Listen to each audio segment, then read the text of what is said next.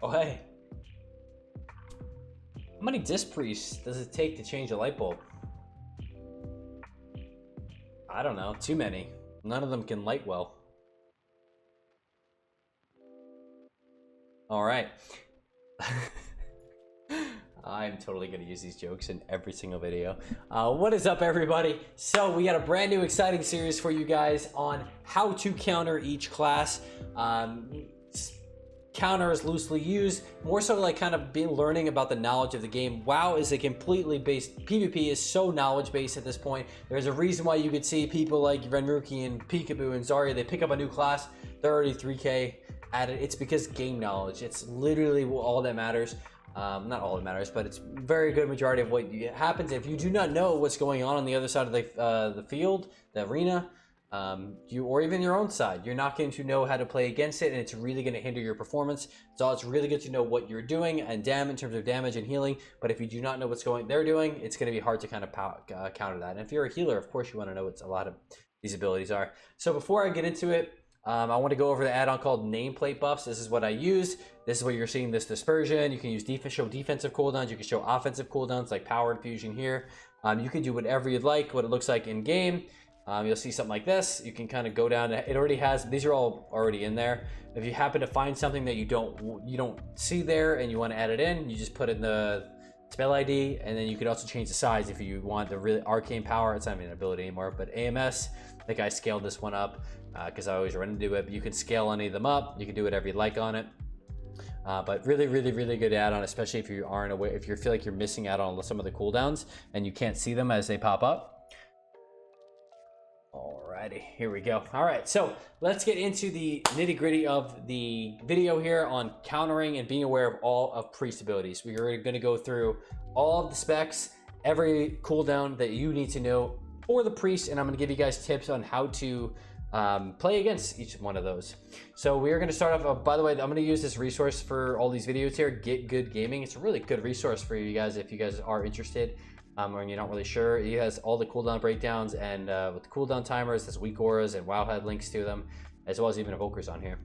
So we're going to start off with the general first. We'll go into shadow and holy and disc. So as for general tree, okay, so we'll start with defensives here. So in the general tree, so this is stuff that every priest will have. Void chip number 1. This is a void swap, they call it, or they call it life swap. In layman's terms, what people call it. Basically, this is on the Shadow School, which is important to know if you are facing a Holy Priest or a Discipline Priest. If they get kicked on Penance or Heal or whatever, they can still cast this. It is instantly going to swap their target's health. If the target is below 25%, it will bring the healer or whoever is getting swapped to, or up to 25% at the lowest at the max. So you won't ever be below 25% after you swap somebody. This is a really good cooldown to use. For saving a target, and it's good to be aware of this. Okay, things you can do to prevent this or whatnot. You can make sure that your target is CC'd. Your healer or shadow priest, whoever you're versing, is CC'd during this so that you can prevent the void chip. Alternately, if you're 5-head and up, you could predict this. Like if you're playing a rogue mage, for example, you could go the shadow priest, force out go the target. You know the healer is going to probably swap him. He swaps, you can instantly stun the other guy and kill him off of it. Void swap can be deadly sometimes if you're really quick at reacting, and you can swap off of it, stun that target down or lock him down, and just take down the healer or whoever is the target that swapped. But 5-minute cooldown, odds are not happening more than one game, all right? Death Repair, this is a really good cooldown here, something just to be aware of that I feel like a lot of people don't know about. It is a big health increase, and then it also heals you for that amount as well. So you're getting a 25% heal, and it's like a little Battle Master's trinket on a 1.5-minute cooldown on the Holy Tree. Okay, if a Shadow Priest gets kicked, they can still use this. This is all usually paired with a lot of other things, between Hellstones and Battle Master trinkets. All that kind of stuff. It is a kind of a willy-nilly cooldown people will throw away. So it is something that if you are trying to go for a kill and score a kill, sometimes this will save them if you aren't aware of it. But it's just something to look out for, and not something you go crazy about reacting to. I wouldn't swap off a target if you have a perfect setup and you're bursting and they use Death Prayer. I wouldn't swap off them. It's not that good, but it is something that is useful. If they don't have Death Prayer, they don't have Dispersion, they're gonna die. So there goes that's a prayer. Leap of faith. This is our grip, life grip, whatever people call it. 1.5 minute cooldown. It can get knocked down to 1 minute if you talent into it, and it will grip the person to the healer or whatnot. Important thing to know on this is if you are playing a stun-based class or a stun-based comp like a rogue mage or a warrior about to spear, always be aware of that there is a possibility they could grip. Like if you run in and you stormbolt a target, let's say you stormbolt the mage, whatever, and you're about to throw down the spear. Always be aware that if he does have grip, he may grip him down, so you want to get that spear down instantly, or just fake it. You know, you can fake it on that as well. If you are, the only class that can really counter this is going to be druids in their Ursul's Vortex. They can put a Vortex on top of a stun, let's say. So like let's say you do press that Stormbolt, he can Vortex on top of it. If it grips him, it's going to pull him back in. So that is the one. And then also probably Death Knights is probably the other one, because you can just immediately grip them while they're in the air and pull them back in. But like I said, 1 to 1.5 minute cooldown, really crucial just to notice if you are playing a stun knockdown class. And last one, general tree here is Mass Dispel. Mass Dispel is going to be a AoE dispel ability that is going to be able to dispel everything in there. Mass Dispel. Important to know with this is you can dispel quite a few things. Ice blocks that you can't normally dispel. Ice blocks and cyclones and bubbles. So that includes Divine Shield and Blessing and Protection from Paladins. You can dispel all this stuff. It is good to note this because if you are playing a class that does like a Paladin or a Mage, or even like a Druid was trying to cyclone something low, they can Mass Dispel it, counterplay you on that. So it is important to know that if targets do have that, it is a hefty mana cost and does have a little bit of a cooldown. So kind of up in the air, see what do you want to do in terms of that one. All right, so now that we're done with the general tree stuff, we're gonna get into go into Shadow next, okay? So for Shadow, we do have some offensives and we have some defenses to talk about. I'm gonna try to go through these kind of quick. So the first one here is our main cooldown is gonna be Void Eruption, which is also a choice node between Void Eruption and Dark Ascension. You can kind of choose. I think typically people are playing Dark Ascension. I may be wrong on that, but I think it's Dark Ascension, and that's only a 1 minute cooldown, and they can even spec into it to make it instant. Okay, when you see Dark Ascension, you may also see this with Void Volley. Void Volley is like that purple circles that you see on the ground that disorient you. That is going to be paired with one of those two. When you do see it on the ground, be prepared for Big Damn, okay? And then typically they're going to pair their Power Infusion with that as well. Power Infusion is really strong in this expansion because every priest, no matter what the spec is, will have double PI. That means they can use it on their teammate and themselves at the same time. It's like a mini Bloodlust, 20 seconds long, which is a long time. So it is important you can purge it. If you have the opportunity to purge it, go for that purge. If you don't, just again react to it. You know, if you're playing a I don't know, maybe a rogue, be ready to cloak potentially. You know, obviously being coordinating with your healer and just reading the room kind of thing, but it may be an opportunity to trade a defensive. Okay, WoW is all about trading cooldowns. If you can trade properly, or even prevent, like you see all this damage, you kite, you don't have to use that cloak. And then the next go, you'll have cloak again. And it'll help you kind of outlast the other team. Next one here, really important one, Siphene. Siphene is that big little shadow monster that they spawn. It's shooting a beam, like a mind flay looking beam. Really important. I can't even believe how many people don't know what this does still. It's not only it does damage and slows, but it also is a 50% healing reduction. So really important to kill this, guys. Doesn't matter who you are, go out of your way, please kill it. It's just not worth it. It's not worth it. As a healer main myself, it is so heartbreaking to see people not kill it and we lose the game because of it. So really make sure you're killing those things real quick. They can be shielded as well, so gotta get on those quick. Mind games, this isn't really much of a threat anymore. I don't even know. I wouldn't even really kind of book this in with the cooldowns. But just so if you guys are not aware, if maybe you didn't play Shadowlands, it reverses whatever you just did. So if you mind games a target, if they deal damage, it's going to heal instead. If they try to heal themselves, it's going to do damage instead. But the cap on it isn't that great anymore. It's only like 30-40k, so you can easily just heal right through it if you don't have the opportunity to dispel it. But not that much of a threat anymore. When it comes to Shadow's defensives, we have Dispersion and Vampiric Embrace. And Vampiric Embrace is not too much of a big deal for something for you to be conscious of and worry about. It's more so, I would say, it would be more helpful to know what this does if you are playing with a priest. Because if you're the healer, for example, and they pop VE, you may not need to use so much healing with it because they're going to do a lot of healing themselves. This is AoE healing. As they do damage, it's going to turn into healing, especially if they pop their offensive cooldowns with it as well. Dispersion, though, is your big one that you're going to be watching for. It is a 75% damage reduction. Gives also as a heal for 25% of their health. And if you're unable to attack, they can't attack or anything, and they move faster, and they can't be slowed. And they can also use it while stunned, feared, or silenced. So important when it comes to outplaying or counterplaying dispersion is either CC that dispersion with like a cyclone, or CC the healer so that you can't get healed during it, or you just swap off the target. It's a it is a 2-minute cooldown. I feel like it may be a little bit shorter with talents. I may be wrong on that, but it is a ability that they can use pretty frequently, and you are not killing them through it. Very slim chances you can. I have seen it be done, of course, because damage is so high, like especially if these are really low. But for the most part, you're going to be one swapping off of it or CCing it if possible. So like a cyclone, for example, would be a great way to cyclone the dispersion so that they don't get all that healing into it. So that is it for Shadow Priest. We're going to move on to the Discipline Priest next. Actually, let's do Holy Priest. We'll do Holy Priest next. So a few spells here. We have Guardian Spirit. Guardian Spirit is a really important one. So Guardian Spirit is a buff on the target that increases all of their healing received by 60%. Okay, if the target would die, it restores them. So if they have this buff on them and you take their health to 0, instead they could heal for 40% of their health. So it's like a little Guardian Spirit. And castable while stunned as well. The thing is it is a 3-minute cooldown baseline, but with talents it is only a 1-minute cooldown if it's not procced. So if you do not proc this 40% heal, it is not triggered. It goes to a 1-minute cooldown and it is usable very often. So another one that's I want to pair with this that's actually not on here because it's PvP talent. It's called Ray of Hope.